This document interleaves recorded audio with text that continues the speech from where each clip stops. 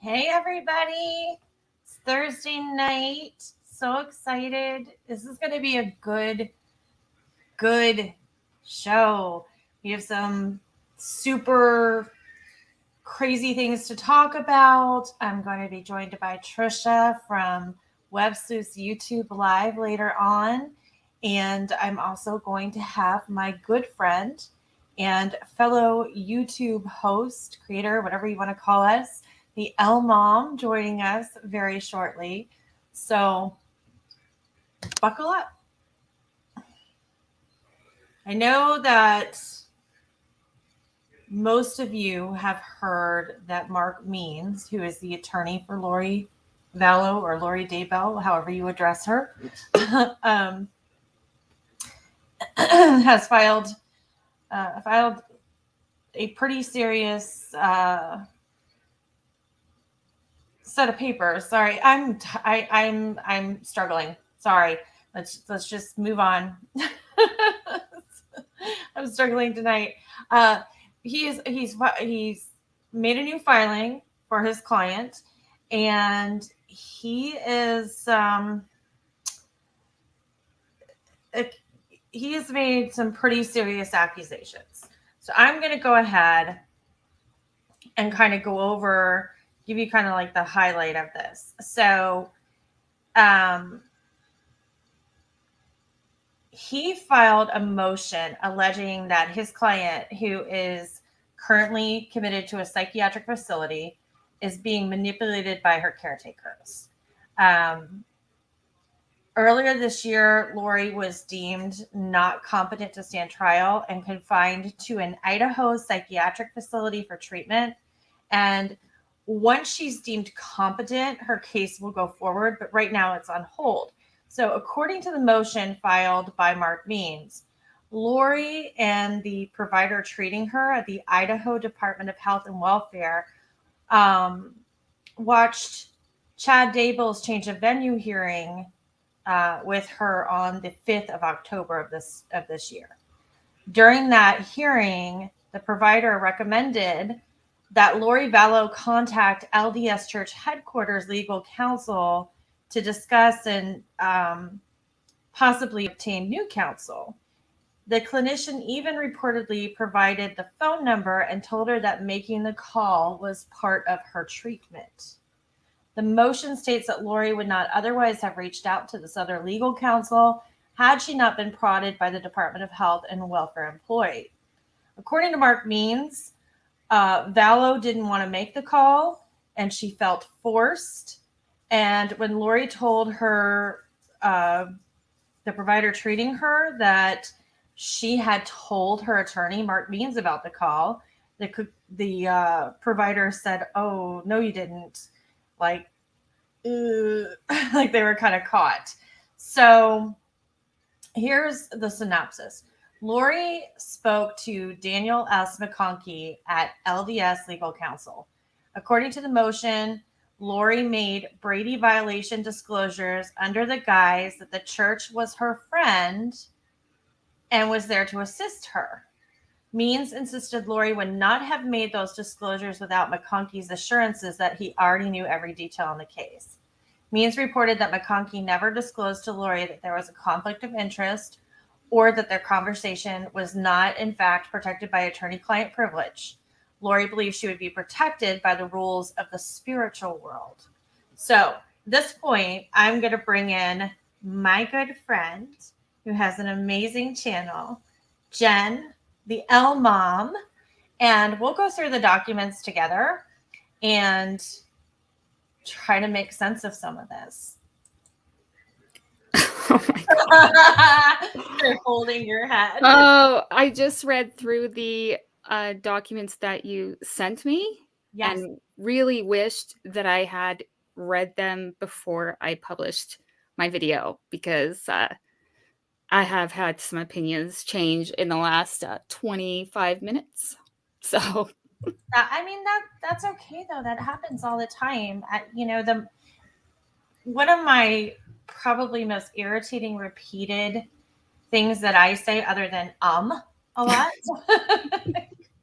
Somebody teach me how to quit saying that, please.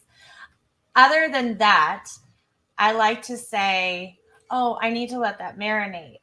And that is my, I don't know if it's a coping mechanism or defense mechanism, because I know that when I look at stuff the first time, that I'm not completely digesting and understanding it all and making the connections I need to make. And so sometimes selfishly, I want to let it marinate. I don't want to talk about it right away. Yeah.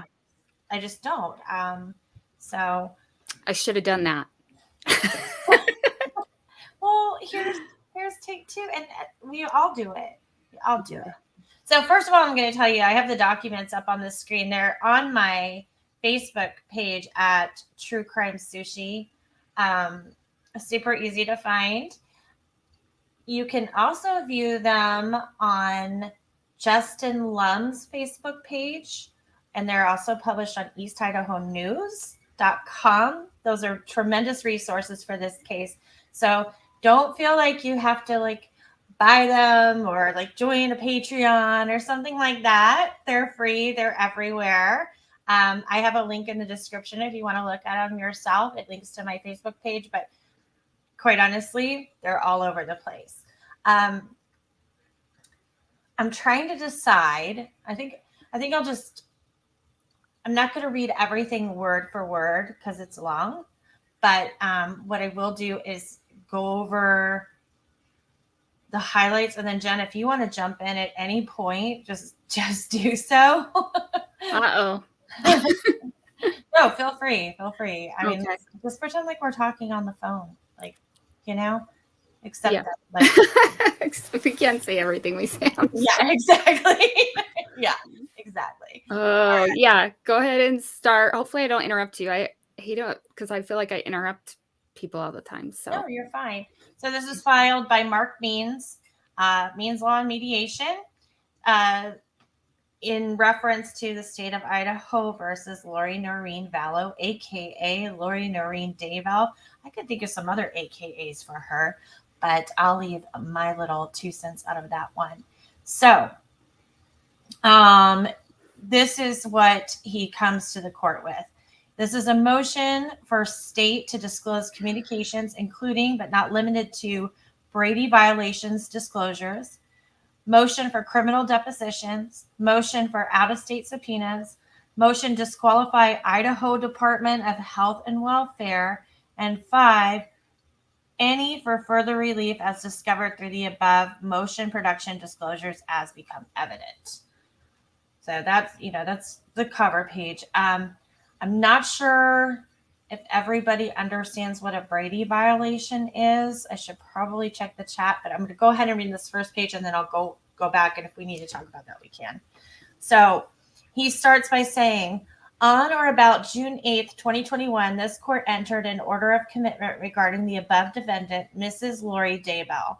Said defendant was further committed to the custody and control of the Idaho Department of Health and Welfare, hereafter IDHW, and has remained in their control and custody since said date. On or about 10/15/21, I met with defendant Mrs. Daybell in person at the committed site under the control of IDHW. During this discussion, it was brought to my attention of unethical and possible illegal activity, discussions, disclosures, and manipulation of the incompetent defendant. Prior to said meeting, defendant was and currently is being treated by a clinician believed to be employed by the IDHW, hereby identified as NC. On or about October 5th, 2021, said clinician and defendant were engaged in watching the transfer of trial motion regarding defendant Mr. Chad Daybell. During this hearing, NC recommended to defendant that she contact the Church of Jesus Christ of Latter-day Saints, hereafter referred to as LDS, legal counsel to discuss her case and possible obtain legal counsel to assist her instead of the state-appointed public defender. NC took the recommendation further and then provided defendant with the direct telephone number to contact LDS Church Counsel and issued an order, that's in quotations, that this was part of the defendant's homework for her treatment. Clinician checked in with the defendant to ensure this assignment had been completed. NC told defendant it was a good idea to call LDS Corporation. Defendant would not have done this on her own without the prodding of the IDHW employee, NC. Defendant stated repeatedly she did not want to call LDS Church Corporation, but for mandatory nature of homework would not have made that call and or disclosures. Defendant was forced and or manipulated by those in positions of authority and control of her incarceration, for example, every move, actions, inactions, treatment, and the like. Sometime soon after this mandatory homework assignment was issued to defendant and the LDS telephone number was provided to the defendant, defendant called LDS Church headquarters in Salt Lake City, Utah. Defendant spoke with a female receptionist and asked to speak to LDS Church legal counsel. Receptionist asked whom this was, and defendant disclosed that she was seeking legal assistance with her criminal case and that her name was Lori Vallow Daybell. The receptionist then transferred defendant to an attorney believed to be one of the many LDS Church Corporation legal counsel, a Mr. Daniel S. McConkey. Oh, so we'll stop right there. Click back to you because. So can we first talk about whether we like Lori or not? I mean, I don't think there's, if you're a Lori fan, you're probably in the wrong place, right? I can redirect you somewhere else if you'd like. This probably isn't going to be very pleasing to you. But Lori is not only deemed incompetent at this point, but she is incarcerated and she doesn't choose what she eats, when she sleeps, what she watches, what she does. And she's extremely vulnerable right now. And I kind of have to, as much as I don't want to say this, I can't believe I'm saying this. This is a terrible violation. She's a mental patient.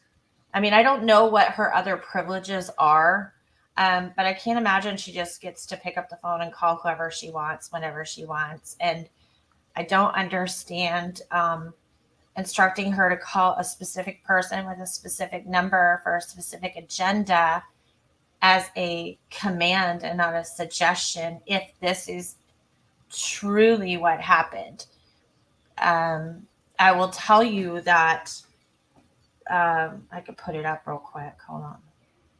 Let me just do this. I'll go ahead and spoiler alert you guys.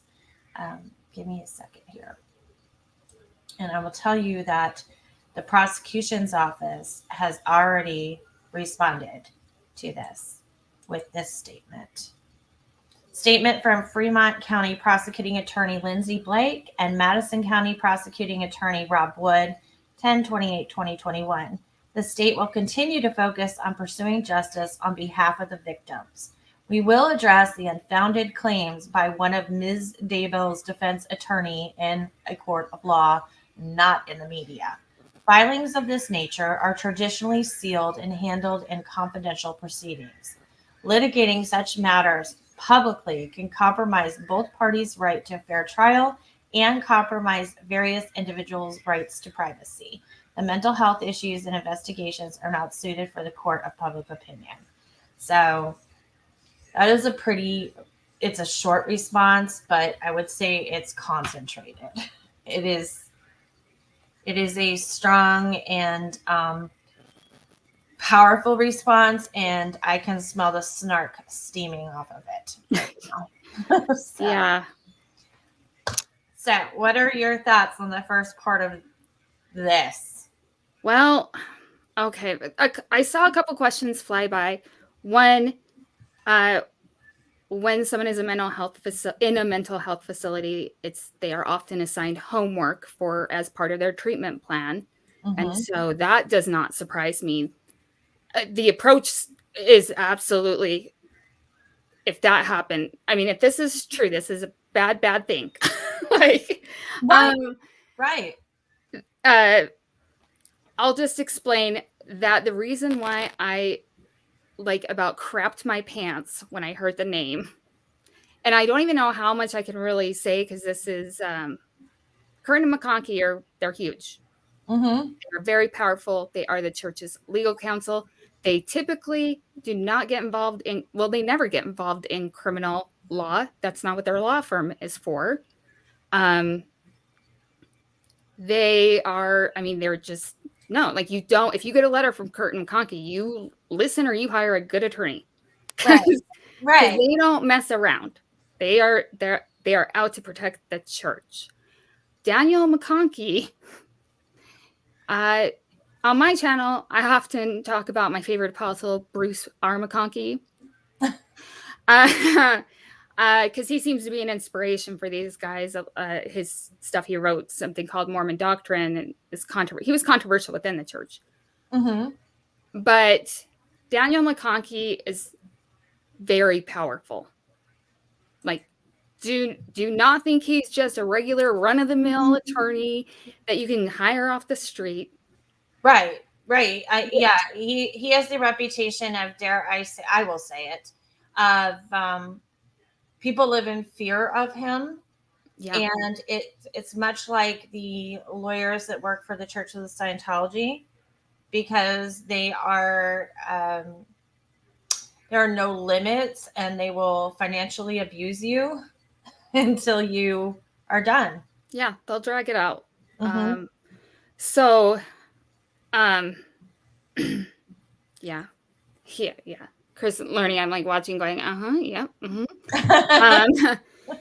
So we also have to understand this area of Idaho is like there are more Mormons in that area than probably Salt Lake, for sure. Like it's like 90% Mormon, I think, that area. So it's very likely that this clinician is Mormon. And in my opinion, if they did meddle, that's not good. Yeah. So that's my point, is that you call and you're connected with Daniel McConkie. No effing way. Well, I mean, that legal counsel line that supposedly, if she Googled, that's for church leaders when there's something like involving someone comes into a bishop's office and says that there's been abuse of a minor. Like, they work for the church. You don't get, like, it's not a perk of being a Mormon that you get like automatic like representation by Kurt and McConkie. Mm-hmm. And it's very hard for me to believe that something's not right. I'll just say that. And I personally believe that the prosecution, I believe in Rob Wood, and I don't think that he would be involved in anything like that. I do wonder if it is possible that this clinician did either want to advocate for her and just wasn't aware of like the magnitude of the when you call the church's law firm, like just didn't understand, like maybe they weren't Mormon and they just thought, oh, like the LDS Church gives its members lawyers, great. And if it was a member, that's not good. That's not good. And if Daniel McConkie answered, that's a problem. Something's not right. So that's what I've been trying to figure out. So do you think he would answer the phone if his personal assistant or whatever the person that, puts through calls to him said, hey, I've got Lori Vallow Daybell on the phone? You think he would pick it up? I don't know. And no. Well, remember what happened in the first part of this case. These people have nothing to do with us. They have nothing to do with the Mormon Church. This case has nothing to do with us.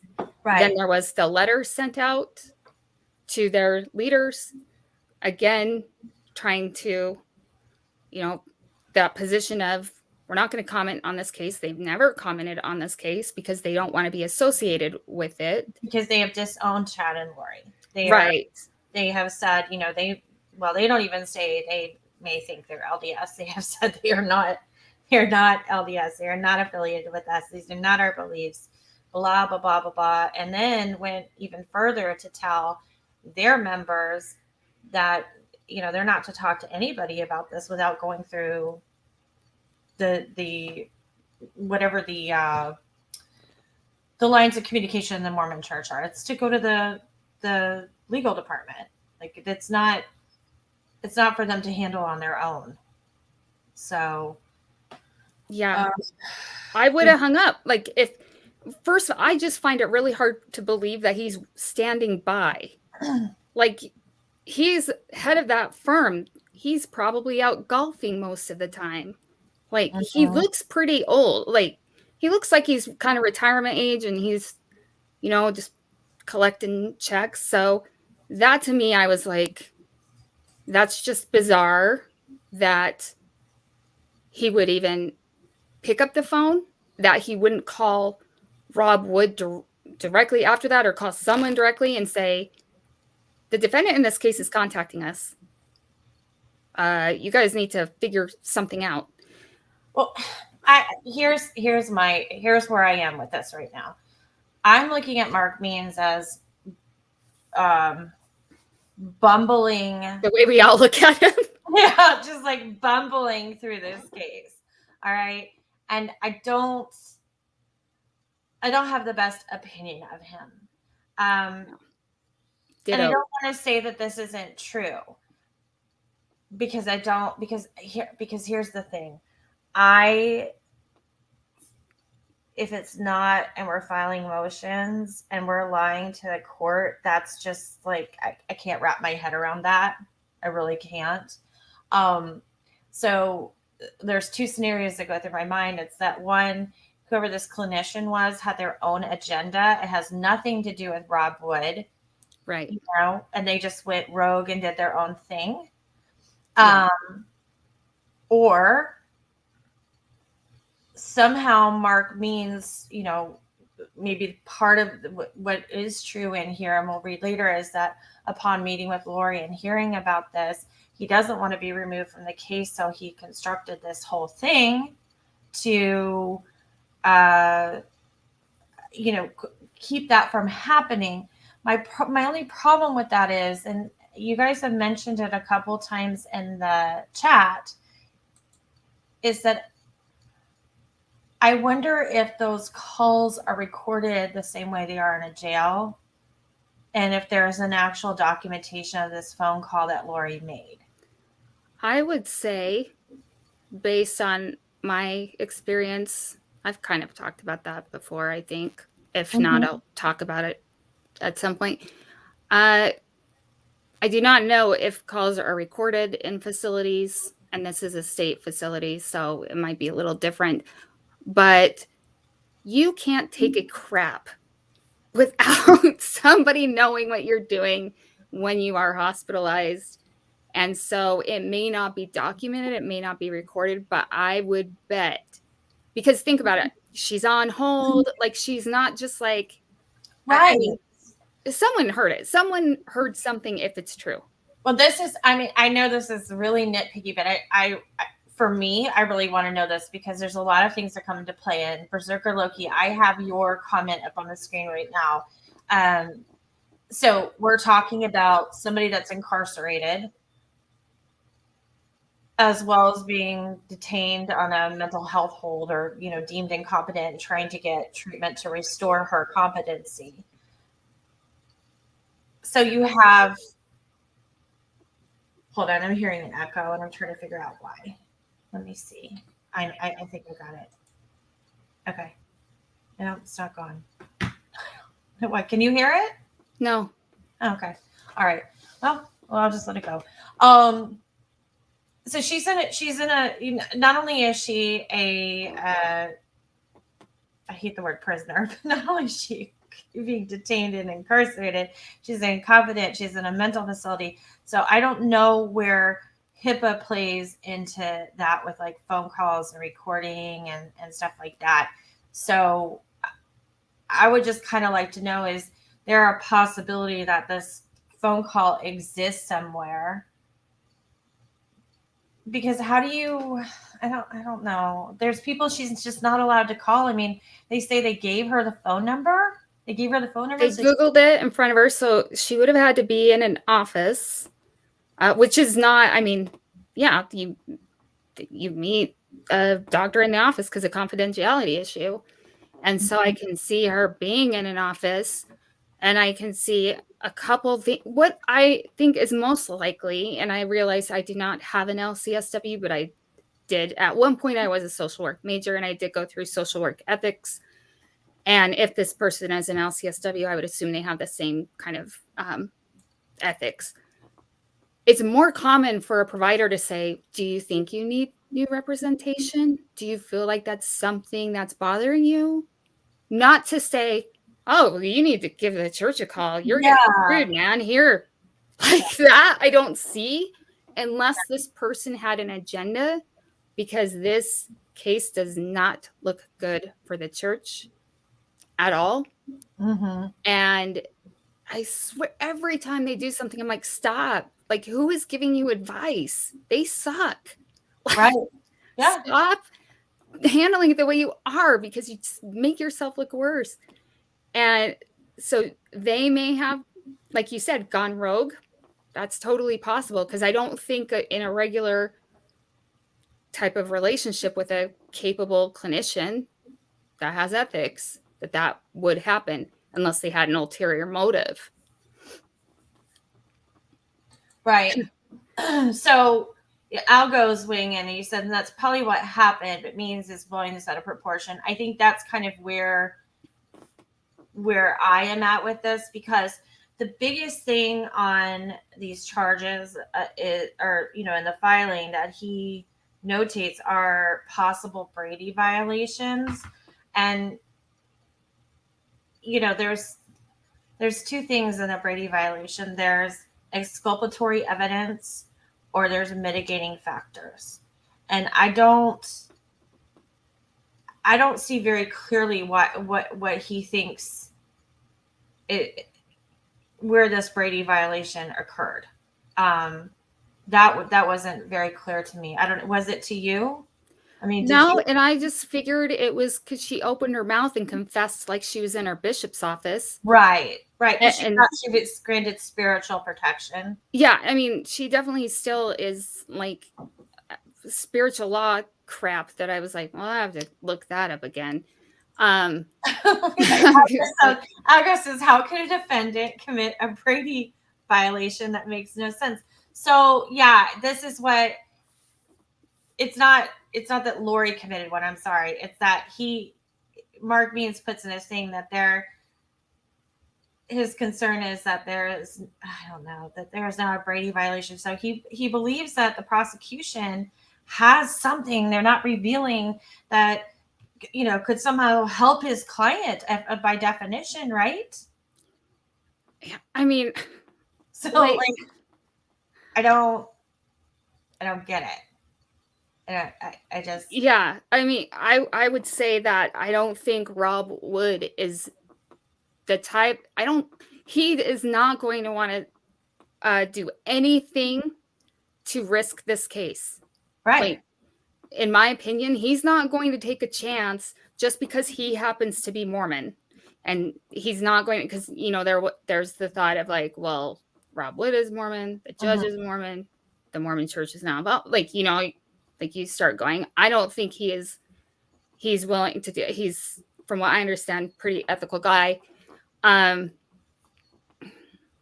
I thought was like, if she confessed a bunch of stuff and then Daniel McConkey allegedly called him, and everything is allegedly, okay? Everything we say, in case I swear I sound like a tin hat person, but I'm not messing around when I say like this is a big thing.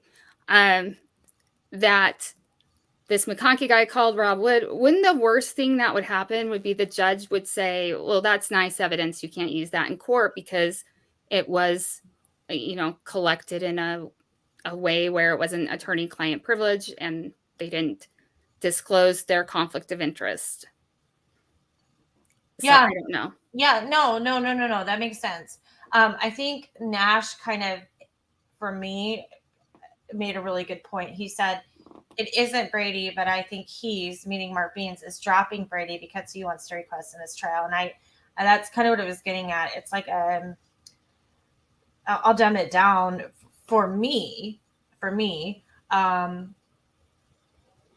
it's a temper tantrum thing. It's a shock and awe thing. It's just whatever he's, I don't know. Algo says, but you can keep appellate issues if there's no grounds to oppose at all in the first place. This is really hard. It's hard to navigate this because we don't know the truth. Yeah. That's it, because we don't know the truth. I'll go ahead and I'll go through the rest of this because I think we need to hear the specific examples, and then we can continue to then we can continue to go through this. So basically, now Lori's being transferred to McConkey. Defendant introduced herself to Mr. McConkey by name and made Brady violation disclosures under the guise that the church was her friend and was there to assist her in both temporal and spiritual matters directly regarding her current criminal state of affairs and legal matters. I don't know how she could make a Brady violation. That doesn't make sense. It just doesn't make sense. Mr. McConkey bragged about his 30-plus years of criminal litigation as a prosecutor and told defendant that he knew every detail of her case. This led defendant to make disclosures she would not have without these assurances. So you can see the ego and the emotion here when Mark Means uses the word bragged. Yeah. That's him. Mr. McConkey, as legal counsel for the LDS Church Corporation, never advised defendant of a possible conflict of interest, that he was not licensed in Idaho to practice law, possible Brady violations. He's really stuck on that. Impossibility of his representation of her in Idaho criminal matter. That's Mark Means, because there's not an impossibility. That could be arranged a certain way. Nor that his conversation with her not be protected by attorney-client privilege. Defendant believed it to be protected confidential by rules of the spiritual world. Defendant describes Mr. McConkey as eager to discuss her case. Only after certain disclosures were made by defendant, Mr. McConkey told her that he would assist her with finding an attorney that could legally practice law in Idaho and possibly provide her assistance with her matter. Mr. McConkey said he would get back to her. Mr. McConkey never got back to her, but instead called prosecutor Mr. Wood to discuss the matter and the conversation and disclose the statements of the defendant. Sometime after this conversation between Mr. Wood and Mr. McConkey, Mr. Wood called attorney Archibald to disclose minimally this conversation, limiting the conversation with Mr. Archibald, that the defendant had only told Mr. McConkey that she wishes for a new, not stated, oh my gosh, Mark Means, seriously, honest to God, he needs a legal assistant, because he's got Mr. McConkey, and then she wishes for a new, not stated, appointed attorney. Following this conversation between Mr. McConkey and defendant told IDHW NC that she made said phone call, at which NC said good. Defendant then relayed to NC at a later time that she had told her legal counsel, Mr. Means, of the encouragement to call, the call, and the conversation. NC response was, no, you didn't. No, you didn't. And was described as having a concerned look on her face. She should. She should, yeah. Again, defendant has publicly well-documented obsession with the LDS Church Corporation and her controlling belief of its divine origins and truth in religious matters, to the point that the LDS Church and its legal counsel and the like can control and manipulate the court system, judges, prosecution, and the like in this very case. This imbalance and or unrealistic belief of defendant appears to have been purposely used against the defendant to engage and or act against her own self-interest without supervision of her attorney, Mark L. Means. This behavior by those with power and authority over the defendant are believed to have engaged in unethical, legal, and psychological rules of ethics, possible illegal, actions and or violations that are drastically affect the due process rights of the defendant. These behaviors are, as they appear, are abhorrent and blatant manipulation of the incompetent defendant. Oh my God, meets Grammarly. Furthermore, the LDS Church Corporations has embedded itself into this case by way of its public statement dated 8/4/21 and has incentives to disavow connection between the defendant and its church/corporation. The statement of, I know all the details of your case by an attorney with 30 plus years of experience to an incompetent defendant with LDS ties plays on defendant's self-evident irrationality and belief in LDS Church Corporation doctrine and leaders. Mr. McConkie has made himself a witness to this matter, as well as opened the doors of the LDS Church to be obliged to produce all internal, external memorandums, notes, emails, recordings, text, voicemails, and the like regarding their dealings with the state prosecution and the defendant. Wow.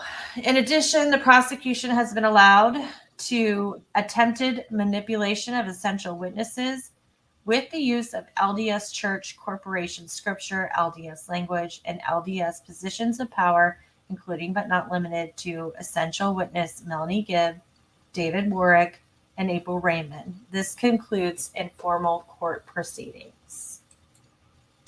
It strains credulity to ignore the facts that the LDS Church Corporation and its legal counsels are possibly involved and or working with the state prosecution, IDHW, at least in this instance. This is very, I can't even see you, Almam, because I'm reading, but this is quite a accusation. Okay. Sorry, I stopped paying attention for a second. Well, that's okay. Let me just finish the sentence, and I'll let you go, and you can spin. Okay. Let's see. So it strains. Let's see. To ignore the facts that the LDS Church and its legal counsels are possibly involved and or working with state prosecution, IDHW, at least in this instance, to manipulate defendant to be forced and manipulated into statements against her interests. These behaviors, if true, are clearly unethical and possible illegal activities to undermine defendant's constitutionally protected rights. A detailed and exhaustive investigation into this matter is a must for the defendant's rights and to expose nefarious activities of persons elected and or appointed to purse justice, that should be pursue, not manipulate a incompetent, that should be Anne, defendant into submission is required and requested by order of this court, including but not limited to the following. Motion for state to disclose communications, including but not limited to Brady violations disclosures, subject to Idaho Criminal Code Rule 16. Defendant is seeking an order from this court for the state prosecution to produce any and all communications related to this case and or defendant, including but not limited to text recordings, telephone, landline, and cellular, records, voicemails, emails, text notes, records, charts, etc., or the like through use of the state, county, or personal communication device and number between the following. I'm sorry, I said I would drop it, but let me just finish this one little section and I'll stop. So you want prosecution, state, and or its agents in the LDS Church, including local, region, state, country, and worldwide, and or its agents. Prosecution, state, and or its agents in the Idaho Department of Health and Welfare.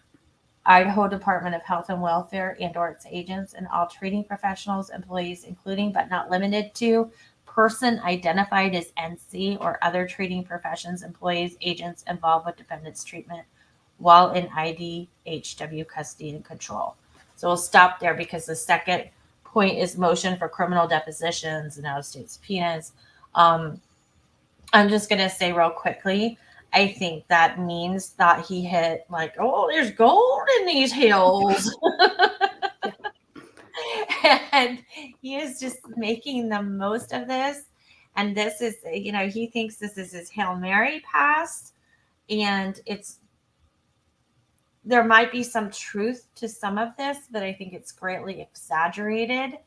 And this has become an opportunity to stall once again. Did you? I mean, I may have had an aneurysm, but did he say he wanted what? He wanted the LDS church phones? What did he say? Sorry. So anytime, basically, any interaction the LDS church had with the prosecution's office or with the witnesses that are LDS. So what he's saying is that August 4th letter, I don't know if you guys, I'm going to pull it up real quick. That was my second question. I missed that, I think. Okay, yeah. I'll get it right now. Hold on one second. I bet you McConkey got this and was like, nice try, fucker. Probably. Yeah, because it's quite convoluted, I guess would be the word. You know what a jerk you have to be to like not even be able to get an unpaid intern? Like, yeah. I'm thinking like there are first and second year law students that are always looking for internships, and this is a big case. Like, he has to be a jerk if he can't even get an unpaid one. Or flip side, he's so egotistical he doesn't think he requires it. Well, but I mean, I disagree. Yeah. Oh, I disagree as well too. Let me. I'm digging. I have it in front of me. I'm just digging for it real quick. Yeah. Okay, here it is. So this letter was issued. Hold on, I'm gonna email it to myself so I can put it on the screen. I didn't do that, so give me a second here. I just shut down my phone by accident. Yeah, weird mom. Like, buckle up. Yeah. You don't want. I mean, he just poked the bear. Yeah, he did. Yeah. I hope he has the evidence, because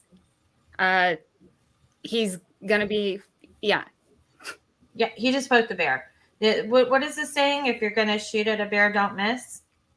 Yeah, don't shoot at the LDS church with all their money, and they're not gonna just like play politely and be like, oh. No.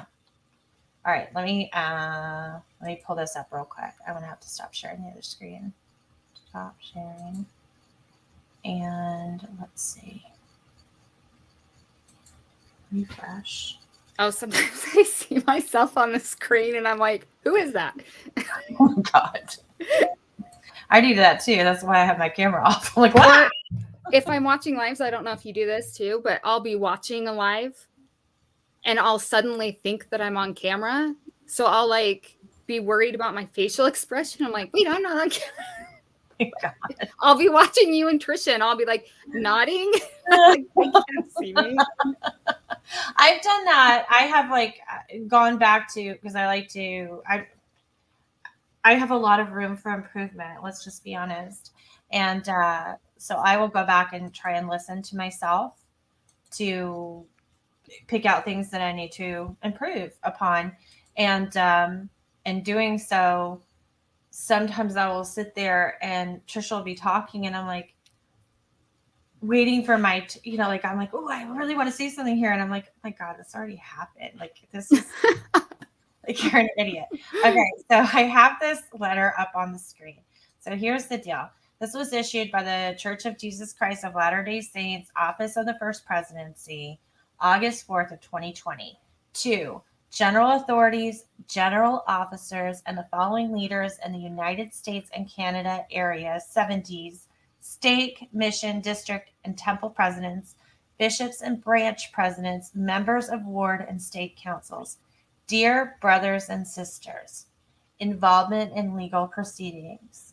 We remind leaders and members of a long-standing policy that the church leaders should not involve themselves in civil or criminal cases regarding members and their units, quorums, or organizations without first consulting with the church legal counsel.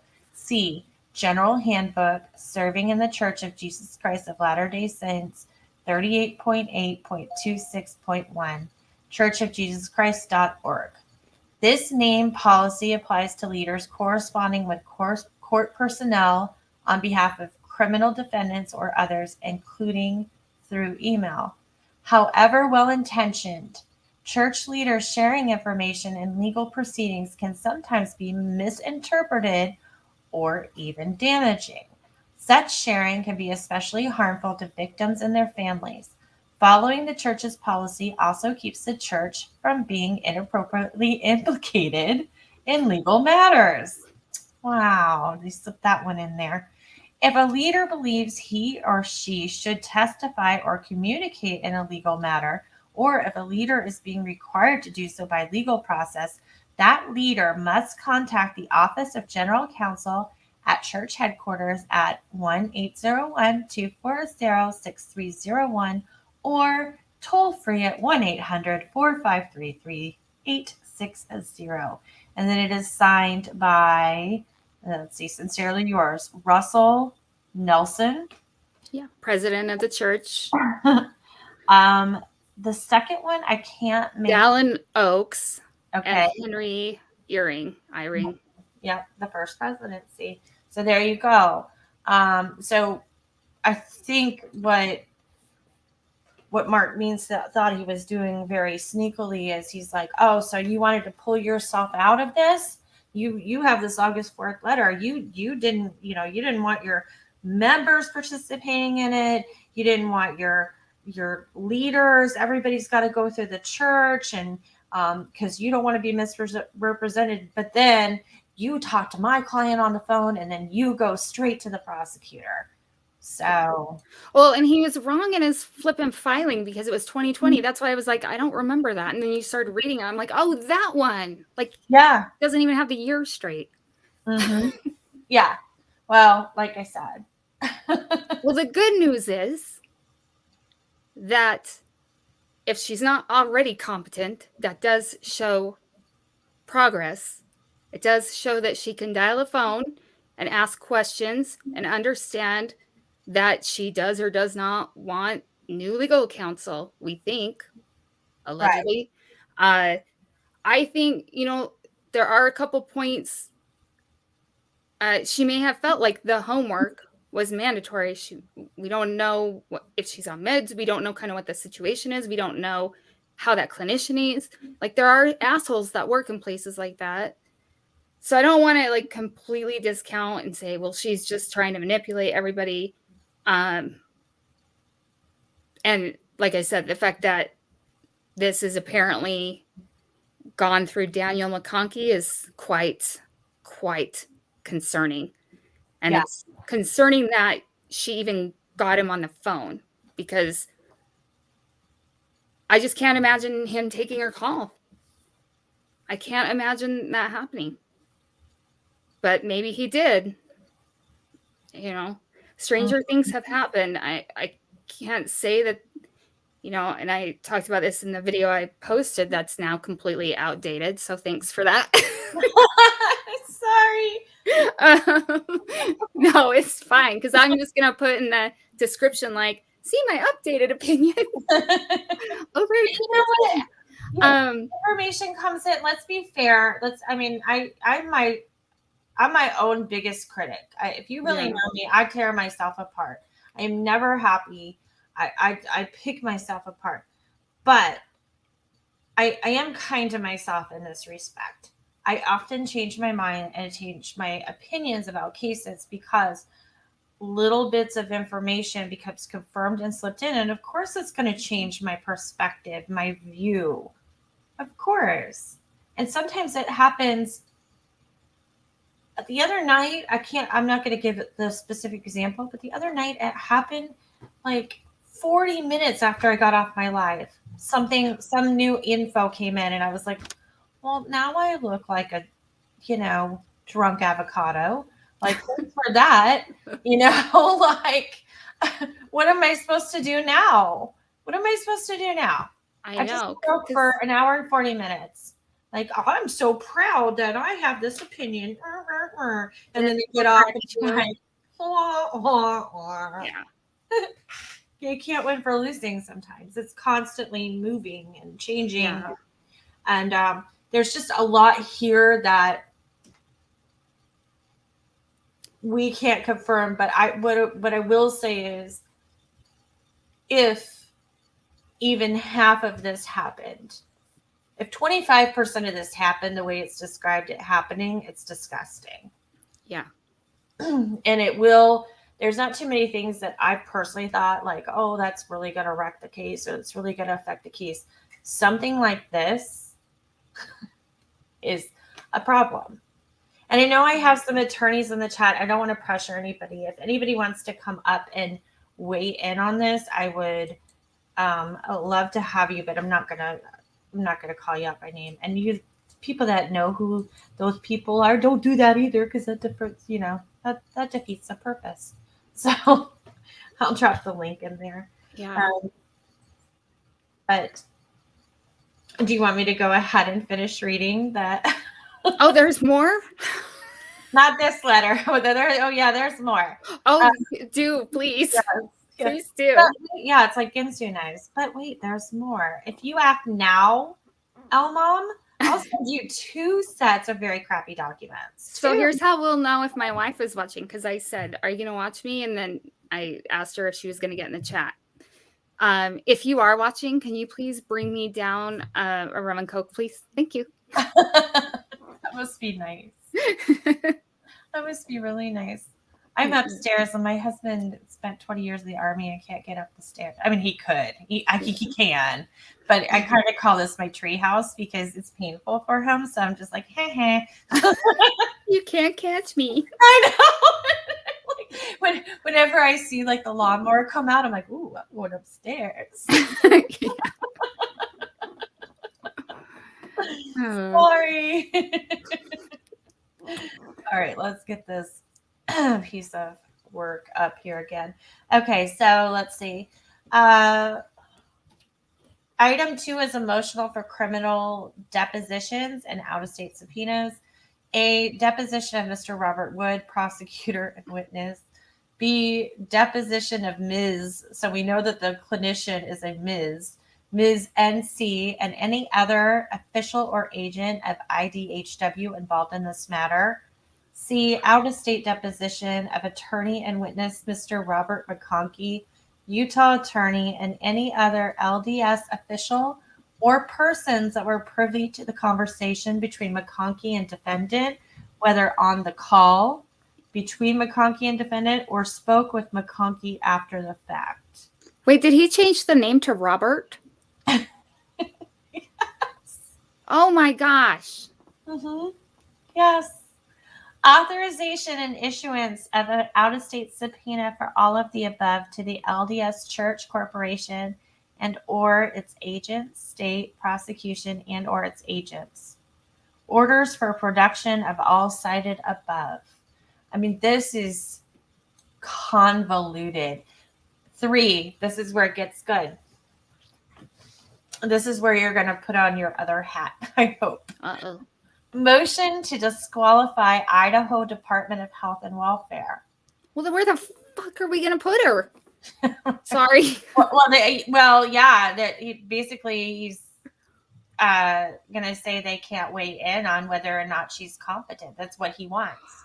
So item A saying disqualification of NC and any other IDHW officials, agents from treatment and or involvement with the defendant. Order issuing orders of conduct for IDHW officials and its agents to protect the defendant and her rights. Oversight of defense counsel for all future treatment and the like provided by the state prosecution and or its agents, including but not limited to IDHW. Any for further relief as discovered through the above motion production disclosures become evident. Furthermore, defendant hereby objects to any ex parte or sealing of this matter. The state prosecution has routinely filed motions to seal as a tool that was historically used in rare and unusual circumstance to resolve issues that may be of a sensitive nature. Defendant hereby objects to any attempt by the state of prosecution to seal this matter as it should be resolved in a public courtroom. So here's where he got to Wood at his office, and this is why they chose that particular wording. They said, I'm not going to switch screens right now. I'm just going to give it to you the way it is. And he says, like, rare. This is rare. Yeah, no, it's not a steak, honey. No. No, okay. The state will continue to focus on pursuing justice on behalf of the victims. We will address the unfounded claims by one of Ms. Daybell's defense attorney in court of law. They don't even mention his name. Yeah. Not in the media. Filings of this nature are traditionally sealed and handled in confidential proceedings. Litigating such matters publicly can compromise both parties. I love you. Oh, come on. I don't know about you, but I can listen to the rest of this. That is not cool. I have like an inch of like herbal tea in a glass that I drank out of yesterday. Probably. It's good. Where is my Cabana Boy? Oh, that is good. What'd you put in that? Your coconut rum, pineapple juice, 7-Up or Sprite. Ah, the 7-Up. Sprite, and then the grenadine. That's really good. Oh my goodness.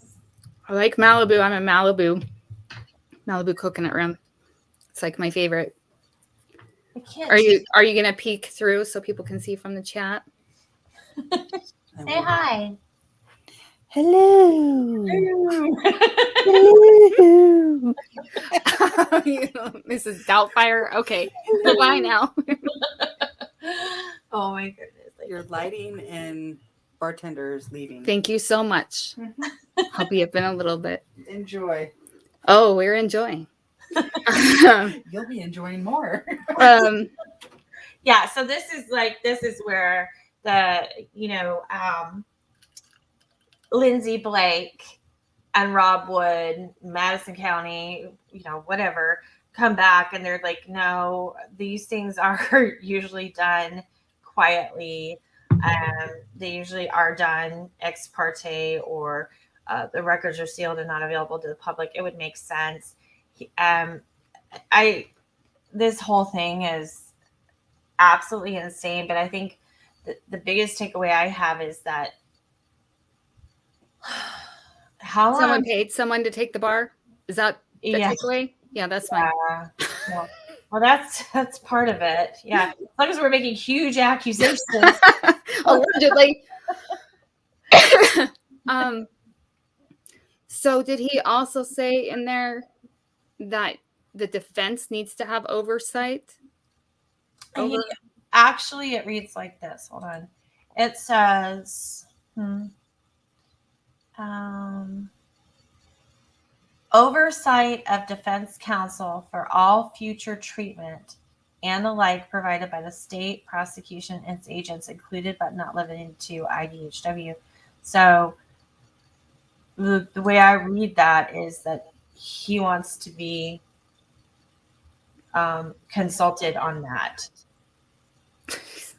He's not. Yeah. Okay. I don't even like when GPs do mental health care and prescribe meds. Like, that even makes me nervous. Yeah. The last thing I would want would be Mark Means within 100 fucking miles of me. Right. Well, Roger Blackburn, she's saying he's just throwing things at the wall to see what sticks. He is. Totally agree. Trying to stall. And but the thing about it is, like, these are huge accusations and they can't be ignored. So I think the prosecution is stuck between a rock and a hard place because they don't want to give him any attention. You notice they don't say his name. They refer to him as one of Ms. Daybell's defense attorney. That's what they say. That's how they address him. It's not Mark Means. His name is on the filing. They know who it is. So they're not giving it attention, but they know that it's a serious matter and it has to be addressed. And I guess I'm wondering, like, at what point does this judge just say, you know, enough is enough? What is the name of the, oh my God, I can't think. Somebody remind me in the chat, the Casey Anthony judge, where he was like, I'm sorry, folks, enough is enough. Like, he like laid down the law and everybody started, well, they didn't all start behaving, but they weren't as terrible as they were before. This is just, if these are true, he should not have taken this on by himself. That's all I can say. If he Right. had, I mean, he should have said, I got to call some friends. yeah, I mean, what an idiot, in my Yeah. opinion. Just the way I feel. right. He needed one of the lifelines, like the phone a friend. Maybe, is there a reality show that's going to be filming soon? Maybe there's one with Dog. He and Dog can be on one. Be like the dream team. Yep. There we go. Belvin Perry. That's who I was thinking of. Thank you, Weird Mom. You know, one more thing touching upon that is, where is Archibald on this? I haven't heard anything from him yet. He is just quiet. You know, like he should be sitting on Mark Means, you know, and Mark Means should just be wriggling around underneath him, like, please let me do my Twitter, you know. I mean, Yeah. this is crazy. You guys, I have Tricia Griffith backstage. She's going to join us backstage. That's what we call it, backstage. She's in the green room. The L Mom's wife fixed her a nice cocktail as well. Hers has an umbrella. Ah. I had to add her in a little, let her weigh in, and then she has an announcement to make. So.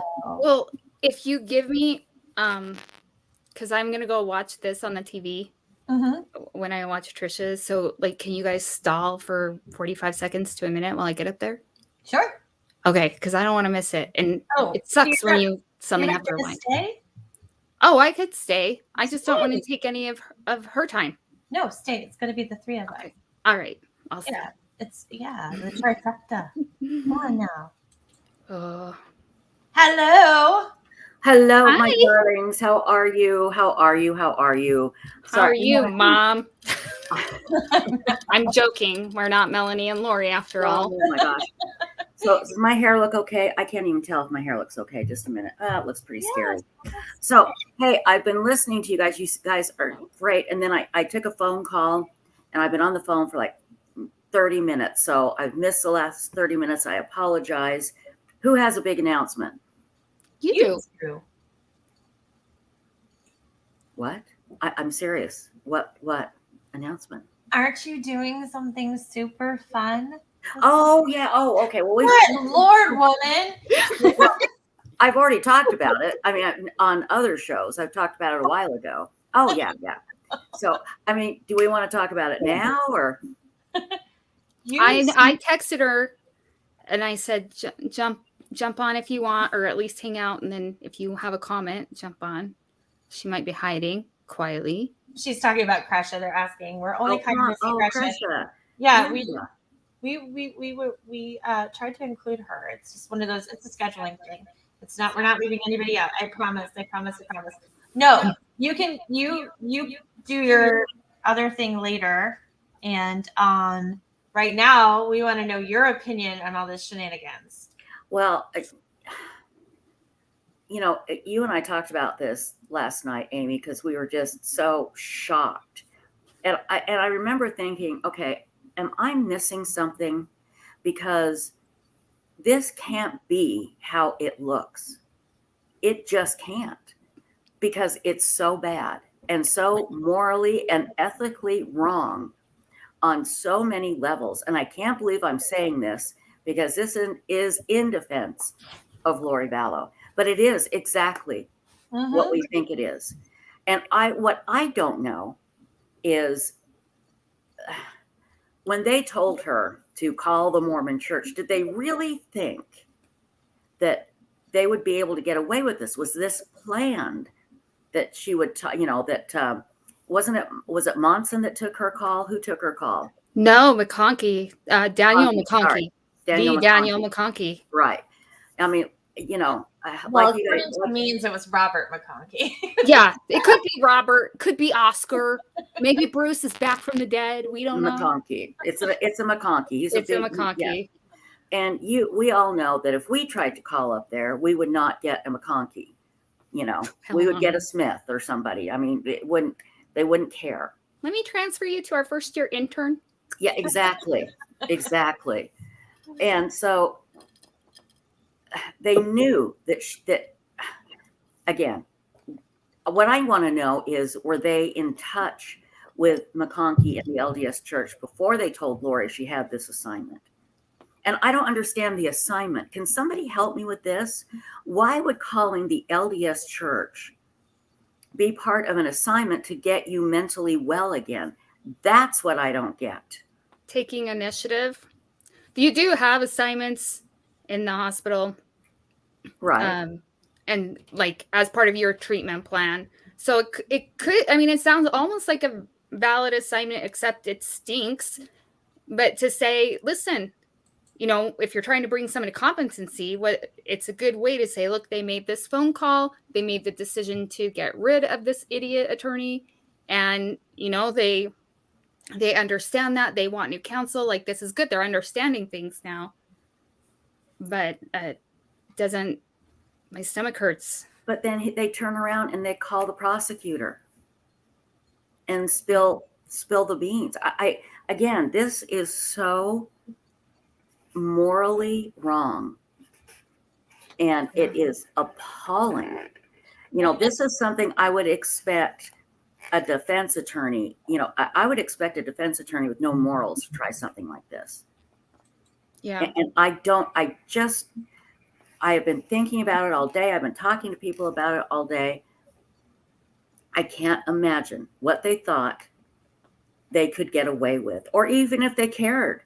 Like, even if they didn't think that they were doing anything wrong, how could they not see that McConkey calling the prosecution and spilling the beans, how they could not understand that was so wrong? And what I don't get is, wouldn't Lori calling the LDS Church, wouldn't that be under some sort of privilege, or does it have to be your bishop when you talk to somebody? It's not the same as in Catholicism, but it would be your bishop. Like, it certainly wouldn't. It is Lori. Yes. But like, it'd be like me talking to any of the guys up on the hill. I'm not going to be like, hey, can I tell you something? Keep it a secret, okay? And expect for them to keep it a secret. Right. I'm going to spill my guts to you. Yeah. We're going by what Mark Means has said, or do we know more? Was there more released? Give me a bit of a roundabout, real quick overview of the latest. Well, basically, it was Mark Means. I know Mark Means filed that. Yeah, he did, and he's alleging that there was a healthcare provider in this facility where Lori Vallow is, you know, getting her restoration. Mm-hmm. Sorry, I need to put my phone gospel. Yeah, where she's receiving her restoration treatment, and he goes to a meeting with her, and she says, you know, hey, my doctor, you know, I'm just going to use the word doctor. Okay. My doctor, my therapist, whatever, gave me this assignment. They told me that I needed to call the LDS council, the church, and talk to them about my case and maybe see about, you know, what options I have. And he was like, what? And she's like, yeah. And I had to do it because it was part of my assignment. And she checked back up on me. And then she said that then I guess after she had told him this and he went back and revisited, she's like, yeah, I told my doctor that I told you about it. And, you know, and that I had talked to McConkey, and, you know, he said he knew all about my case. He knew all the details. So he's insinuating that because McConkey said he knew all the details of Lori's case, that Lori just started running her mouth to him. And then on top of all this, McConkey says, well, I'll give you a call back. And he's like, and then he didn't even call her back. Like, oh, he ghosted her, like he's so mean. And so, but he doesn't call Lori back. He calls Rob Wood and tells Rob Wood. So he's insinuating there's some sort of like clandestine thing going on. And the thing about it is, we don't have enough information to even start to begin to figure out what any of this means. All I think we can do right now is look at this as like a package and think it all has to be looked into. It all has to be investigated. It all has to be addressed. Everybody is super worked, overtired, and everything else. And Mark Means just threw this like nasty old ham sandwich in the pile of everything else they have to do.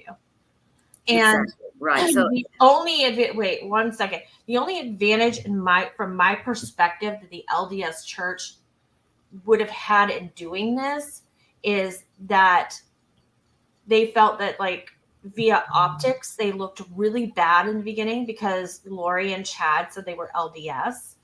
So is Mark Means trying to insinuate that now the LDS Church is like, great, we have an opportunity to redeem ourselves. We, Lori Vallow called us and we didn't know what to do. And so we went right to Rob because we were like, we don't want you to lose this case. We're backing you up here. You go, and I just, it's a mess. it is. And what you said was pretty much what I knew. I just wanted to make sure there wasn't anything new that had come out. So that was a great description, my dear. That's perfect, because no matter what, let's say it turns out to be something completely innocent. Mm-hmm. Okay. Let's say that Lori talked about, how blue the sky was or whatever. Right. And nothing happened. It's still reprehensible that they put a mentally ill woman in this position to call the LDS Church, and it could be any religion. It's not the LDS Church that's the problem. It could be any religious figure that somebody had to call, and that's a big deal to Lori. Mm-hmm. Just like it would be if it was a really good Catholic person and they said call the Vatican. Mm-hmm. So we don't know what she said. She could absolutely have spilled her guts, and boom, he turns around and tells Rob Wood about it. And maybe Rob Wood didn't know anything about this. It shocked him probably. I would hope it shocked him as much as it did everybody else. I highly doubt Rob Wood knew anything about it. He doesn't strike me as somebody that would do that, that would think that was a good idea. Well, No, I think he's really trying to make sure that this kind of stuff doesn't happen. He wants to protect this case. Right. I'm just going to answer this because it keeps coming up. As far as I know, there is no documented information that Lori has actually had her membership privileges removed. Excommunication no longer exists in the Mormon Church. They've changed that. And so now they just call it membership privilege withdrawal. It means you don't get your temple recommend. You can't wear your garments, can't take the sacrament. You can still participate in church activities. You're still a member. They still have your membership number. You just don't have the privileges that a decent person would. Well, I wouldn't say that, but you don't have the privileges of like if you had not been an idiot. And so I know that there's a lot of rumor that, yeah, she has been, but even if she had her membership privileges withdrawn, she would still be a member, basically. Mm-hmm. They have all her information. So, and that wouldn't really, I don't know, but when you heard Curtin McConkey, like when I heard it, I was like, woo! That's exactly what I did. I said, well, what are they talking about? Why? I mean, come on. Yeah, there's something really not right about this. And again, and maybe some people don't understand, But just think of it as, again, you put any religion in there and you tell a mentally ill person to call the head of that religion, the head office, and talk to them and work out, whatever problems or whatever. Again, it's like, what did they expect her to say? I don't get, what did they expect her to say? Yes, I was involved with killing my kids and I'm trying to get over it, and will I be forgiven? I don't know. Or like I said, did she talk about the blue sky? Yeah. Well, I think there's a scenario where if this happened, that Mark Means has, if this happened, Mark Means has a case, but I don't believe that. I believe there's some nuggets of truth maybe in here, but the rest of it is highly exaggerated. And part of it is the way he keeps going over Brady. It's just like, the SmackDown, like he thinks he's a WWE wrestler or something. He just learned about it. Yeah, exactly. I know. Watched a YouTube video a few weeks ago. Yeah, I know. Exactly. Yeah, exactly. But it is valid to say, like, to just kind of like hang on to the end of your point, Tricia, that if Lori were to call the LDS church, even though she's calling their legal department, she might not differentiate between the two, between a religious leader and that. And then, hey, we're all LDS here, right? Like, that's Judge Week, you know what I mean? And she could be like, listen, I got to tell you the lowdown. Like, I was part of the 144,000 and, we were gathering and I had to do these things and people were turning to zombies and I got out my lightsaber and my girl over here, Zulema, she was like cooking up potions. And then this stuff, like really, this is her safe, comfortable place. Right. You have to understand. And I think, honestly, if this whole entire motion is a sham, which I think like a lot of it is, but if there was even an ounce of truth in this, the phone call and her calling the church, he could have written an amazing filing just based on that criteria and left the rest out. It's almost, do you know what I'm saying? You're right. It's suspicious. And if it is true, if any of it is true, he should have hired a few extra hands. Yeah. Yeah. You don't just accuse the church of something and think they're gonna fight back. Right. You're right. And I am going off what he said, but even as we've all said, even if just a small amount of it is true, it's still shocking. But Mark Means has a way of writing these legal motions to where I was listening to you, Amy, and you were trying to read it, and he had double words in there, and things that a junior high student would get an F for in his journalism class for writing a story. So that is appalling on itself, and the fact that Mark Means does not have the experience to handle a case like this. But again, all of that aside, if this is true, it's shocking and it should never have happened. Yeah. Right. Well, and maybe I keep coming in here, and maybe, but Mark Means reminds me of like a one-man band law firm. Like he's just sitting there with a harmonica in his mouth and trying to play the drums and all this stuff. Like, his knees are the cymbals because he has no legal assistant or whatever. And it's so scary to think that he is legal counsel in a case of this magnitude. I mean, if you were going to deem Lori incompetent for any reason at all, it would be for choosing Mark Means. Well, yeah, and there you go. He puts her case in jeopardy because she can argue, if she's convicted, that she didn't have proper representation. Competent counsel, right. So I'm so glad you said that, because that brings us back to what I'm about to say right now is I think there's a distinct possibility as well that Mark Means feels like he's losing ground with his own client. And so he's convoluted this whole thing.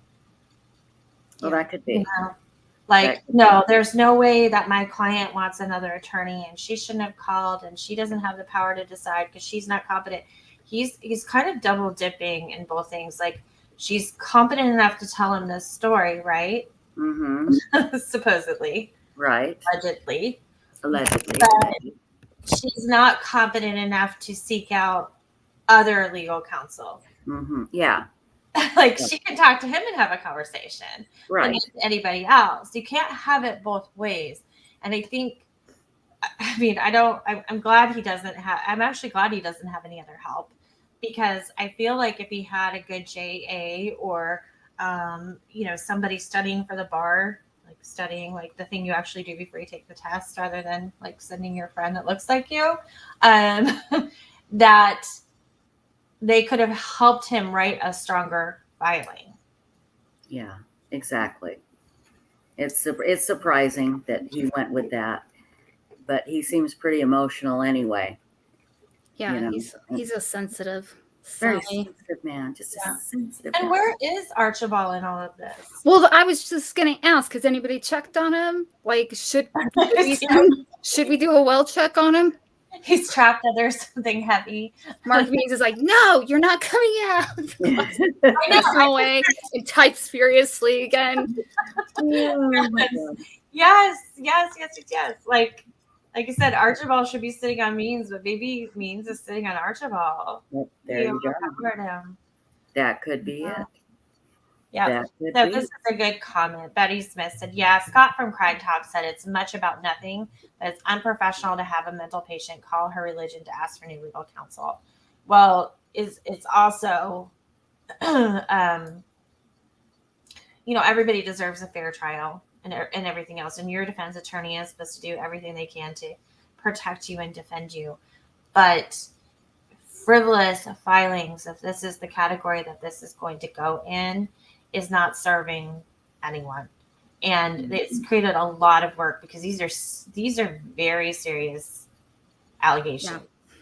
Yeah. I mean, I wonder if he even understands, if he realizes the magnitude of what he yes, and he just opened. Somebody mentioned the upside down before, so like, I mean, he's at war.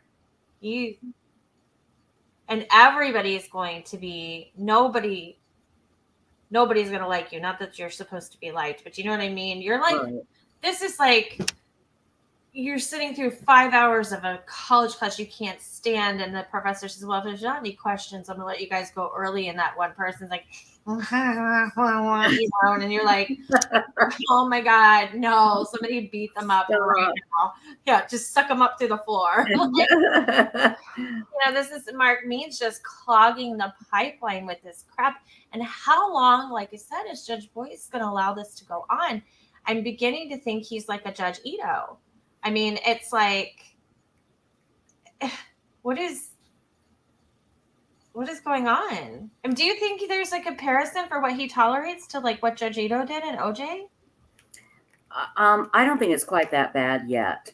And we found out a lot after the OJ trial how starstruck Ito was. Yes. Yeah. I don't think he's starstruck as much as I think he's bending over backwards to make sure Lori gets a fair trial, because she's got this attorney that doesn't know how to do a criminal case. I think a bigger question, and one that I don't know if we have any right to look into it, but I would like to know why in the world she would hire Mark Means. I mean, her sweet blue-eyed baby boy.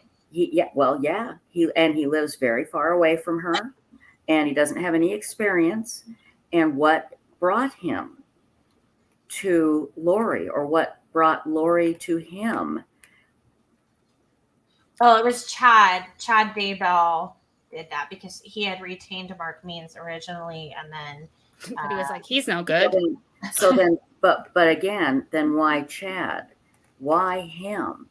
There's a connection there that we don't know yet. And you have to wonder, and again, I'm not suggesting this is in any way, shape, or form true.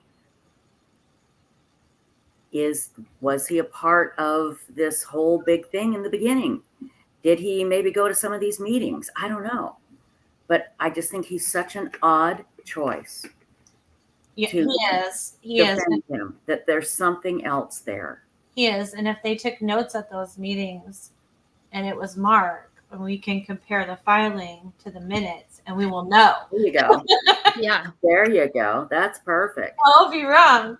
Yeah, But- no, that's important. That's important. There's There's something weird. There's something really weird there.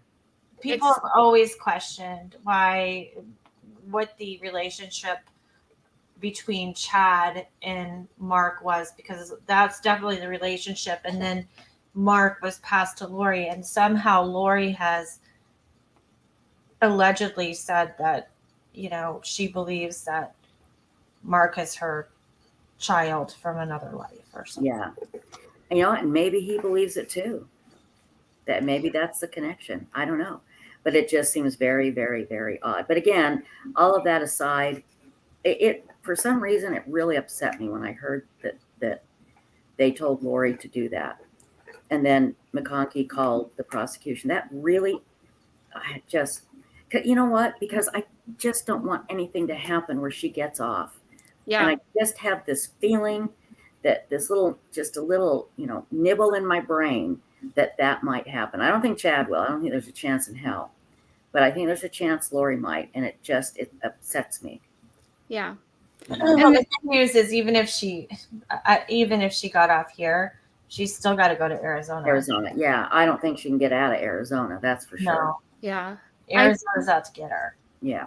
I think one thing too that I was just thinking of is pretty much everyone that works in that facility is going to be Mormon. Mm-hmm.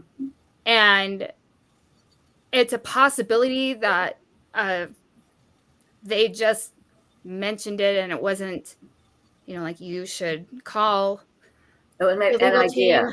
a suggestion, an idea. Yeah. So, which actually is a bad thing, because if she's around people that are reinforcing her ideas, Mm-hmm. she's in an area where some of them might be kind of that more offshoot type of friendly. So now I'm thinking, well, who the hell works there? And also, say this clinician had an agenda, which is let's get her to call a church. I mean, this huge conspiracy is really hard to believe, but I do think the church will do what they can to protect themselves. And I do think they are realizing that they made a mistake in the beginning of this case. And that's why, I don't, but they're powerful. McConkey is a powerful guy. And that's, did he call to just be like, hey, we're watching you? Could be. I just did the same gesture you did, Tricia. I was like, you were mirroring me. I don't know. I just know if I got a call from him, even if I was Rob Wood, I'd be like, okay, now I'm sick. I have to go throw up now, because that's not good. And what I hope is if she did call, it wasn't him and he's just confused because that's the name of the law firm. And he was like, I can't remember who she spoke to. And she spoke to this poor 23-year-old law student. Mm-hmm. And he was just like, yeah, okay, bye. And he's like, she spoke to McConkey because it's Kurt McConkey. Right. So, I wouldn't be surprised. Right. Well, I hope that's the case. Yeah, exactly. If anything, it just made a lot of work for a lot of people, and it did. So, how's everybody in chat? I jumped in to chat with you guys, and then I had to take a phone call, so I apologize. It looks like everybody's having fun. They are. I keep answering them with my eyes. I forget, but I'm trying not to, just shout out. But yeah, I always do that though. I've been pretty good about putting the comments up on the screen and addressing them, here's where the conversation is going. So yeah. Oh, Ping's here. I see you. Hi, Ping. I knew it was I-based Morse code. Yeah, it is. Although when I'm tired, one of my eyes droops. And someone in my last live was like, oh, you can tell because their eyebrow is going up. I'm like, no, that's just exhaustion. Yeah. Oh my gosh. Yeah, this smells. It does. It'll be interesting. One of the things I noticed this afternoon, I went to idaho.gov courts or whatever, where you go and pull documents. Mhm. And they're not available right now, or at least 30 minutes before we went on air. So, Really? yeah, because that's where I get everything. Oh, once people heard the LDS Church, they were like, "I'm down." Yeah. Yeah. We're just going That's to turn true. this off. Yeah. Or the church called and said, "Put that away," Mm-hmm. That's true. that Yeah. wouldn't surprise me if they said, "Well, no, that mentions us. Put it away." Mhm. Yeah, good. Yeah. So I don't know. It was interesting. I was like, did they blow the server up? Like, Could be. All the YouTubers are on there going, Yeah. probably. Download. I know I was because I didn't think I was going to be home until 30 minutes before we went live. I still cut it a little close, but I pulled the documents from, like I told you guys, there's a link in the chat for them. Right. I got mine from Justin Lum, Fox Phoenix 10. I know that He's the best. Yeah. I've seen people say like, oh, I got him here on this Patreon or whatever. And like, not to spoil anybody's day, but you don't need to pay for those because they're Mhm. free. Yeah. So there's a link there. Go to Justin, you can get them. But one of the things I always like to do, it's just to make a habit of it, is if I get documents from other people and I have access to the original ones immediately, I want to compare them side by side to make sure that not with Justin, but like, let's say I found it on another YouTuber or something like that. I just want to make sure that they're like intact in the right way. Like they came in from forum, and that's kind of what I was trying to do because it's just a habit I have. But yeah. Right. Oh, that's a good habit to have, Miss Dear. I was going to call you somebody else that is not even close to your name. Sorry. Happy? I started laughing at that too. I'm like 1-800-lawyer. Not anymore after this. I don't. Not anymore. How was he not disbarred for the last thing? I know.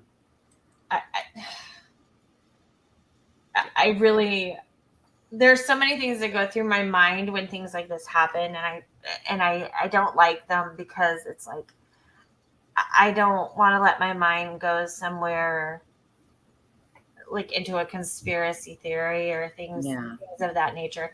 I think that Mark Means took maybe a little negative truth. He blew it way out of proportion. If she was even asked to make that call to the church and that was all that happened, let's just say her therapist said, I need you to call the LDS church and I need you to talk to them about, counsel. If that was the only thing happened, and let's say Lori never even talked to a lawyer, I think he could have had a giant filing just in that. Yeah. Really. Yeah. But this is a whole nother level of, I don't think he knows. Maybe we are in the end days and this is it. I have asked myself that question many times since I started this case. I'm like, maybe, holy crap. Lori's like, I told you so. Yeah. She's like, told you about the earthquakes. Mm-hmm. Yeah, I mean,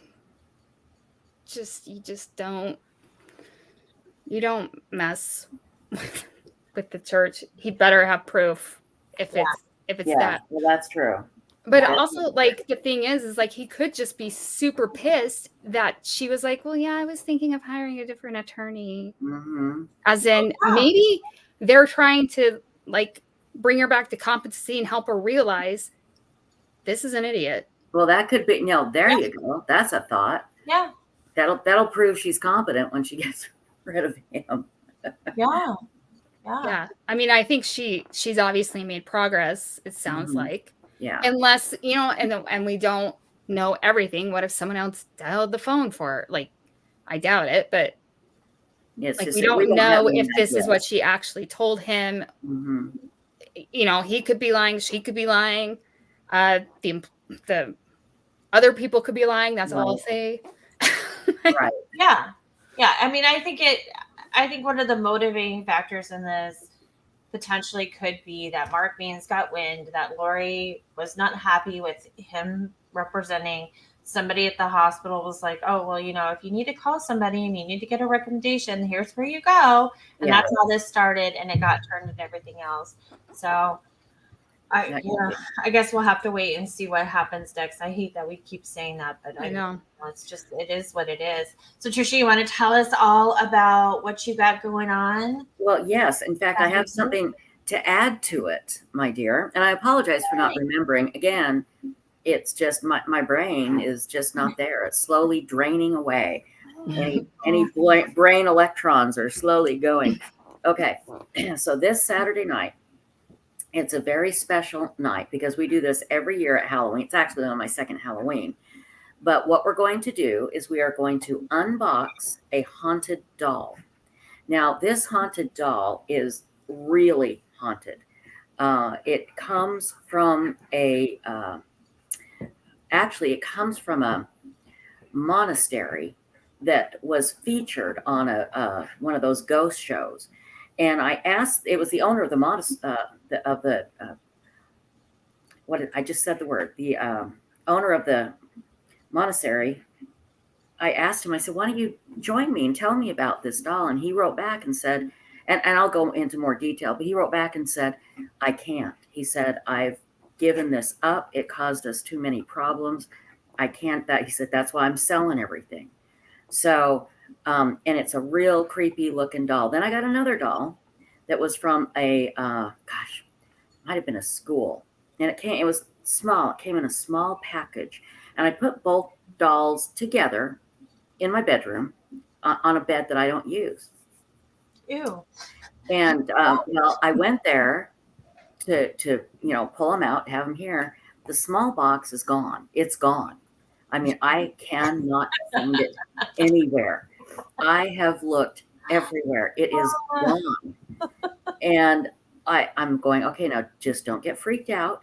It was small enough that, maybe Boo knocked it off, and I've looked under the bed, and maybe Scrappy was chewing on the box. And chewed its way out and ran away. Probably did. It ran away, and it's got one of those little knives, and it's just going to come out at me one night. The cocktail swords from like a dirty martini. That's it. It'll be a little cocktail sword, little green one. Stab me. But now this one came from a much darker place, although the other one's pretty dark. They're both pretty dark. So anyway, keep your fingers crossed that I find the little one. But I am telling you, as bad as my brain is at remembering stuff, I can guarantee you I did not move that doll. I didn't. I put them both there specifically so I would look at them when I walked in there. It's where I keep my clothes and things. And oh, there they are. Oh, there they are. Oh, crap.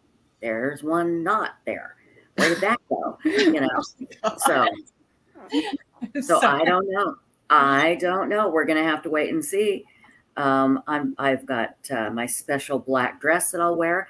I want all of your paranormal stories, and I'll tell one as well that I have, and then we'll just have people call in with their paranormal stories, and then we'll unbox these two dolls have something in common, and it's a creepy thing they have in common. You'll recognize it immediately, and we'll put them up here with Betty Jean, the first doll that we unboxed live on Halloween last year. And it was really fun. I had no idea what I was doing last year. I just thought, well, that'll be kind of fun. And it turned in kind of to a big deal. Everyone had a great time. So it's going to be an annual thing. But I search around and I find these dolls at different places. And oh my gosh, that cat scared me to death. Oh, that wasn't your cat? No. I thought it was Boo. That's Amy playing with StreamYard to give me a heart attack. I was like, that's your own cat. There's me. It's a witch. Amy's got new toys. Oh, that's too fun. Oh, I got to learn how to do that.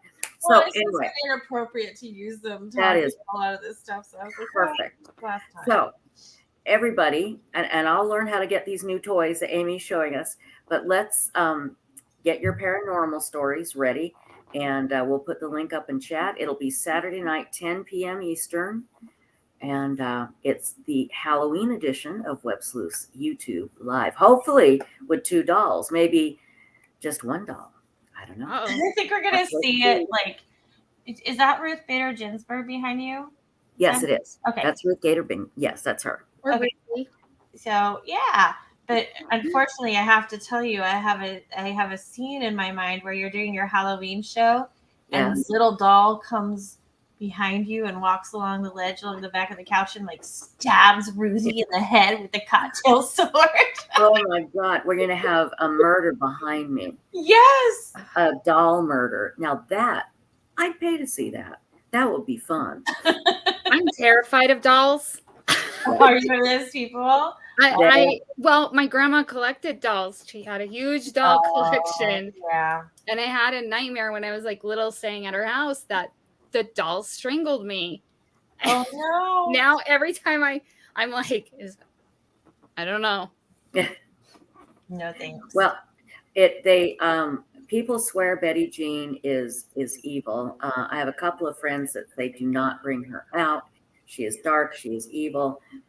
She's fine. She's funny. She makes me laugh. But the woman did tell me with Betty Jean that she was very playful and things will fall off all over the place. And Amy, I've told you this before, as when I got her, that you wouldn't believe the stuff that came flying off shelves. And I'm not saying I necessarily believe it. I'm just saying I noticed a big difference. So I always have her out so she's not, stuffed in a corner somewhere. In fact, she's wearing my crown that I've worn before. And Nobody puts Betty Jean in a corner. that's right. So anyway, that is it. And I hope everybody joins us 10 p.m. Eastern. We'll have the thumbnail up sometime tomorrow so you can click on it and wait with us. But it should be a lot of fun. It's meant for fun, people. It's not scary. It's all fun. It's all Ooh, fun. yes. The little dolls running behind you, and we see it on camera, and you don't. That, you know what? That I'm always worried about something. Well, the other night, you guys, I was sitting here talking about it on my show, and all of a sudden we all heard it. It went thump. Yes. No idea what that was. It was behind me, but I looked and there's nothing there. I have no idea. It's just creepy. It's very creepy. I don't. Yeah. So I hear sometimes I don't insomnia. You guys are so funny, and you get funnier the lower this goes. Whenever I look at the chat, People when you see me just go like this, it's because I think your comment's funny. Yeah. People always think we're funnier when their drinks get lower and lower. Yeah. It's common. Oh. Amy, No, I'm sorry. No. It's just anybody that knows me knows I have terrible, terrible insomnia. The worst time going to sleep, and then I sleep okay, but I'm like a 2-year-old. I just don't want to miss out on anything. Then I'll go to bed and I'll lay in bed and I'm like, I literally will say, I hear somebody gnawing through the front door. I hear this. I hear this. And I used to try to wake Chris up, but now he's just like it better be real. Like that's what he said. Better be real. Better be real. Wait, did I hear you say you hear people gnawing through the front door, like KNAWING? Like GN. Like Oh, GN. Did I say KN? GN. Yeah, wait, sorry. I was like, oh my God, I've been spelling it wrong my whole life. I was just having like a moment. I was like, Sorry. GN. Why did I say K? See, I told you, my brain is I hear weird stuff, and I think I hear coyotes on the other side of the bedroom door, and I'm like, I think I hear an animal screaming outside, and I go, oh my God, did I accidentally leave the dog outside and he's being mauled to death? Oh my God, I can't turn on the light, so I got to crawl across the floor with my iPhone. One time I woke Chris up, and he flipped on the light, and I was crawling across the floor on all fours, and he's like, what the hell is going on in here? You're doing an army crawl. And I wake Michelle up every night. So Okay. he's lucky. I just do this. Yeah. I hear something. Yes. We have security. I hear it. I know, that's me. She gets up, and I'm like, where's your gun? Okay? Like, you He can't walk around the house if someone's in our house and your gun is up here. I don't know how to shoot a gun. I don't even know where it is. Like, does not entertain my cries for help anymore. And the last one was when I was doing a live, and he was asleep. I was doing a live with Tricia. He was asleep. I ran away from the computer without telling Tricia because I heard stuff being knocked all over the place downstairs. And I ran the back hallways of the house, and I got in there and I locked the door and I said, "There's someone in the house. They're breaking stuff." And oh my God. And he's like in underpants, like trying to get a gun and stuff. You know what it was? It was a Mylar balloon that had flown up into the ceiling fan. Yeah, she just disappeared. I'm like, I just did. I totally abandoned her. I'm like, see ya. I know. What the hell? I might die. Well, and think about it. A Mylar balloon in a ceiling fan would sound really loud and scary. Yeah. But I got to read what Ping wrote. He wrote, "It's totally scary. She's lying to you. It's real. Run. Save your life." I just flipped it when you started reading. That's okay. He also said he couldn't be there on Saturday because he had a tall rally to attend. He's so funny. I love him. Yeah, but so anyway, now he won't, ever since the Mylar balloon, he's like, there better be like, you got to bring me an intestine before I'm going to get out. And so the other night, I haven't even told you this. The other night I was laying in bed and I heard the sounds. I heard all the animals outside and, all the things going through my mind. There was somebody in the kitchen, and there were no kids in the house. It was just us. So I really wanted to wake him up. I was really scared, but he just wouldn't wake up. So I moved the dresser in front of the door, the bedroom door. And then what you have to know about me is once I fall asleep, I'm like nothing wakes me up. Oh, I wish. And he was like, I felt like I was trapped in a cave this morning. I was just moving furniture. And he's like, how could you move this? He's like, you can't lift, like whatever it is. He says, I can't lift like a pressure washer or something. I'm like, I don't know. It's like that fight or flight adrenaline. I blocked the door to the pool and I blocked the door to the bedroom. I do that. Do you? Yeah. So like this one time I was by myself during the day. And by the way, most people break in during the day. Uh-huh. And I swear on all that is holy, I heard someone trying to get in through the garage. And I was like, not today. So I like booked it up to the bedroom, got into the closet, like hiding under clothes, and called 911. And then I was like, oh, where's the dog? Where's the dog? Because I couldn't see her. And then all of a sudden I hear her go crazy because the cops were there. I'm so sorry. Yeah. She barks at everything. I don't even know why I was like worried, because I should have just been like, oh, Ellie's not barking. It's fine. Because when the police got there, they're like, I like had to be like, oh, maybe they ran away. Like, or like, should we check the backyard? Yeah, check the backyard. Like, I felt like such an idiot. Oh, you're hilarious. Your wife is commenting. I know. She does. She's like, it's fine. And I reply, it's fine. It's fine. Yeah. I get go to sleep. Or the other thing I've had said to me is Lunesta. And I'm like, no, you're not allowed to shut me down at night. That's not fair, because then that makes me take off all my clothes and run around the backyard and I don't remember it. Yeah. Yeah, that one's a scary one. Yeah. I'm telling you guys, the best way to fall asleep, go to YouTube, look up self-hypnosis, Thomas Hall. He's the best. He got a lot of free videos, got one that's 8 hours long, put it on, boom, you're asleep. It's the best. But how do you trust that he's not like... Oh, he might be telling me, when you wake up, take your clothes off and run around in the backyard. Yeah, no, see, he might be, for all I know. Could be happening. But oh well. No. Our yard is fenced. No. Oh my gosh. We are. All right, what do you have going on over there, Ms. Elmom? Anything you want to promote before we...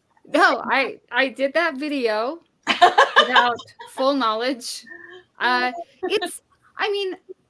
There's stuff in there that people might find interesting, as far as like how they kind of like what the LDS Church has done in the past and what role Corinne McConkie has played. talk a little about that. And then I addressed it like as with the court TV, and I knew not to trust them. I know I still do it sometimes. Like I know when they come on with a story, I'm like, hold up, wait until something more credible comes up. And not that they're not, but they kind of are. Yeah. So I went off of that, and then so some of that information, this is a little more accurate as far as like what happened, because I didn't know, I don't think at that point, that Daniel McConkey had been mentioned. I just thought, oh, Kurt McConkey, that was bad enough. It wasn't until I was here that I was like, Daniel McConkey. Okay, well, Mark, why don't you just sign your death warrant right now? Because they're coming for you. Yeah. I don't think he understands that. Maybe he's like, yeah, you know, this was a really big thing. I dropped the bomb, but I don't think he realizes like how involved he is in how weighty this is. So no, it's not good. So yeah, I talk more about that, and I can't remember else. There's stuff about lore horror in there, I think. That's always good. Yeah. Okay. But that's pretty much it. I'm going to try and do, you know, I've done those commentary ones in the past where like I was going to play some of the interviews, you know, Zuzu, Jace, and Felony.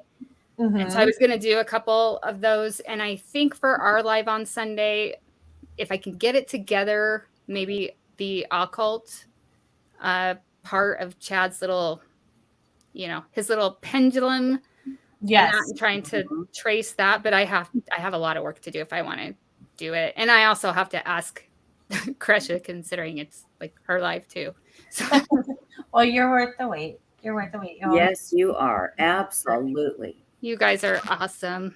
Well, thank you both for being here. And thank you for letting me crash your live stream. I really appreciate it. Are you kidding? It's like a night off. It's a party. Everybody join me Saturday at 10 p.m. Eastern. We're going to have fun. Okay? Yes. Okay, sounds good. All right. So everybody, Tricia, is it at 10:15? Is that what time you're doing it? Well, it's 10 p.m.-ish Eastern, which would probably be 10:15, 10:20, depending. I have a real thing I'm wearing here. I'm going to make my hair up, and it's going to be pretty frightening. So I got a costume. You do? Oh, I do too. I have a gorilla costume, which I'm going to wear too, that my friend sent me. But I'm going to wear that when I'm handing out candy to scare the kids. But what's your costume? Oh, I don't think I can wear it now. Why? I don't think I can fit in it. A nurse. A nurse? Maybe you could be Lori Daybell's clinician. There you go. Go around telling people to call their religious leader. That's a great idea. I really hope that's a lie. I really hope that that's a lie. Me too. But yeah, no, that or I'll come up with something. But yeah, I'll at least be watching. Okay, good. Have your adult beverages. It'll be fun. Yes. Oh my goodness. My face is hot, so I can tell I'm done.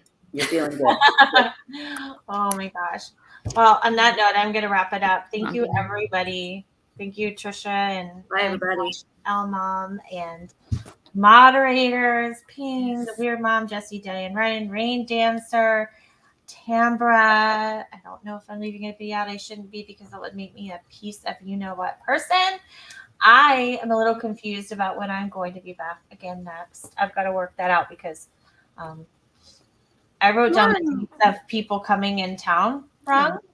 And I thought it was next Friday, but it's actually tomorrow. And so we're going to be up all night cleaning, which is super fun.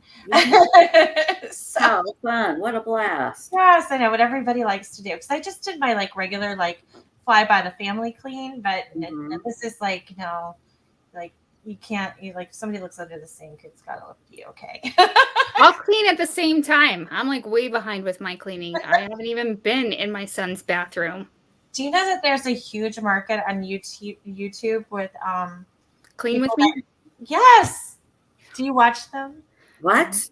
I have. So remember, like when I first got on YouTube, it was going to be like a lifestyle vlog, but nobody cares about my lifestyle. Yeah, the Clean With Me stuff. I don't. If you're going to give me advice, like if you're going to tell me, you know, how to get stains out, then I might be interested. But people that just are like, watch me scrub the toilet. Yeah, Tricia, there are women that have clean with me channels and they clean their house and people watch them do it. And sometimes they speed it up. Like it's funny. They're like, this part isn't that interesting. So we'll just speed it up. It's like, oh, watching you pick the crumbs out of your countertop was. How do you pick the moments that are the most interesting? Oh my God, that is so bizarre. It Oh, is. YouTube scares me. YouTube really scares me. Yeah. It really does. It's a whole other world. All right. Good night, ladies. Good Don't night. know. Thank you, everyone. See ya. Thanks. Bye-bye. Amy. Bye. Bye. Tricia. No, I was trying to mute myself and do that at the same time. All right. So King Router has the last word. He says, "Oh, I just did that for a rental inspection. She is make it look like the Queen is going to visit." Oh, cool. Anyway, yay! Thanks for being here.